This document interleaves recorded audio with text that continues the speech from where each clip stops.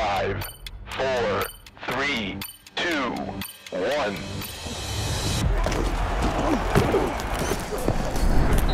1. Number 5. Spencer Petras, Utah State.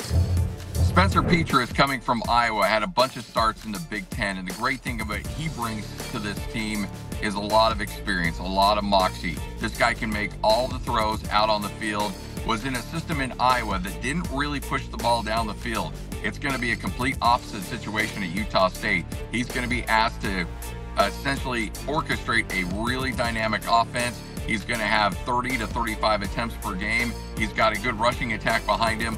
The sky's the limit on what Spencer Petras can do at Utah State in a very, very dynamic offense. Number 4. Evan Sabato, Wyoming. So Evan Sabato, I mean, he came on strong last year. He got his first start at Texas, and we all know how that went. You go to the 4th-ranked team in the country, and you're 10-10 in the 4th quarter, and everything was looking pretty good. Made a couple mistakes there, but saw some spot time as the year went on and really made his hay in that Arizona Bowl again. Andrew Peasley gets hurt. He comes in, directs the Cowboys on that game-winning drive. They're expecting a lot out of Evan Sabato this year. He is finally the man. He is big. He's got a live arm. He's super athletic. How's he going to fit in with Jay Johnson's new offense? That remains to be seen. But I think Evan Sabato is going to really surprise some folks in the Mountain West Conference this year.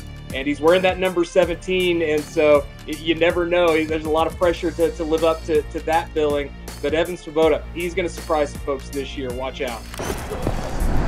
Number 3. Braden Shager, Hawaii.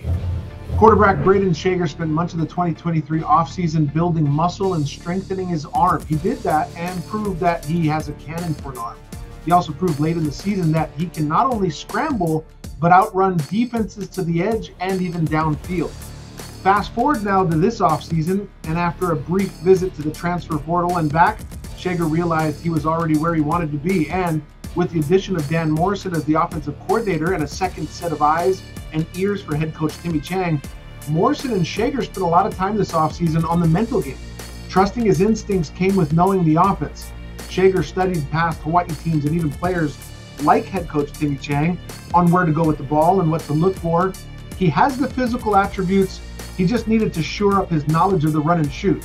Expect a much more competent team leader and a guy who expects from himself his best season yet.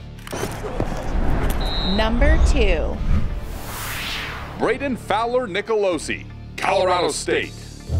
Well, it'll be fascinating to see what kind of leap Braden Fowler Nicolosi makes this fall as he returns as a starting quarterback here for Colorado State. Of course, he burst on the scene last year in Boulder against Colorado, throwing for 367 yards and 3 touchdowns in one of the most watched college football games of the year. Now, last season, the numbers were good. Threw for over 3,400 yards and 22 touchdowns. It looked impressive doing it. However, he was also tied for the most interceptions thrown last year in the nation, through 16 picks. The number has to come down this fall, but there is no doubt that Braden Fowler Nicolosi has all the tools to be an all-Mountain West Conference quarterback here this season. Number 1. Mikey Kean, Fresno State.